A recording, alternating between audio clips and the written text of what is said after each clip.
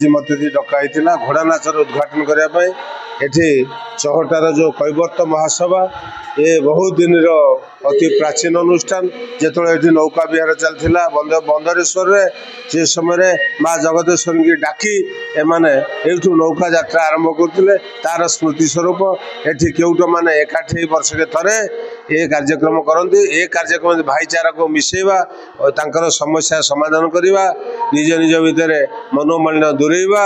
एवं गोटे समय गोटे एकाठी हवा ये विराट अनुष्ठान अस्तरंग ठार आरंभ कर फुलनखरा पर्यंत एपटे पुरी पर्यंत ये सब एकाठी जो कार्यक्रम करती यहाँ हूँ कैवर्त मानकर वार्षिक उत्सव। चंद्रकांत दलई 18 मूलक चहटा कैवर्त सभार सभापति आज बड़ आनंदर दिन जे 18 मूलकर समस्त कैवर्त भाई माने आसी माँ जगतेश्वरी कृपा लाभ करने सहित आमर जगतर ईश्वर प्रभु लोकनाथ पुरी तांकर आशीर्वाद नहीं मु समस्त कृतज्ञता जनाऊँगी एवं प्रभु लोकनाथ माँ जगतेश्वरी को मु मोर अंतर गभीरतम प्रदेश प्रणाम जनाऊँगी। आमर यही जाति कैवर्त जातिर केमती उत्तरोत्तर उन्नति हो यह ही कामना करी मु समस्त भाई मान को निवेदन करुच्ची आपण मैंने आसी आपणकर सहयोगर हाथ दिंतु मोर पैसा दरकार नहीं आपणकर उपस्थित मो दरकार। 18 मूलकर कैवर्त महासभा को मते प्रभु लोकनाथ माँ देवी आज कोल को ये डाकी आनी ये कैवर्त समाजर मते पुत्र हिसाब से ग्रहण कर आज धन्य होती जेहेतु वार्ता दवाक चाहूँगी मोर परिचय मो रतनपुर समिति सभ्य जेहेतु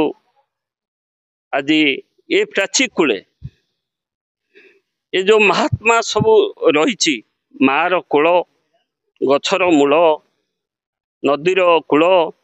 ये जो आनंद दिए ये चहटा सभा एते आनंद देछि मु आर विषय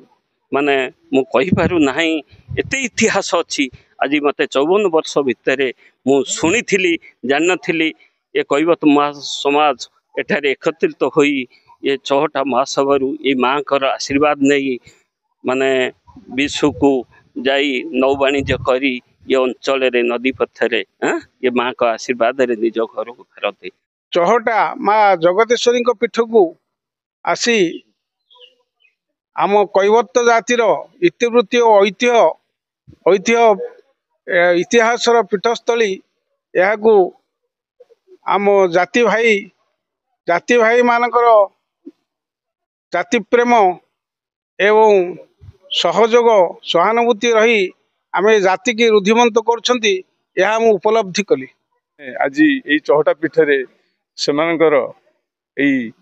उत्सव योगदान कर आर कला संस्कृति ऐतिह्य परंपरा ये जातिर महान आउ यही जातिर विभिन्न ऐतिह्य परंपरा को आम उज्जीवित रखापी एवं आर आम भितर शांति मैत्री एकता साहाय्य सहयोग समन्वय आम भितर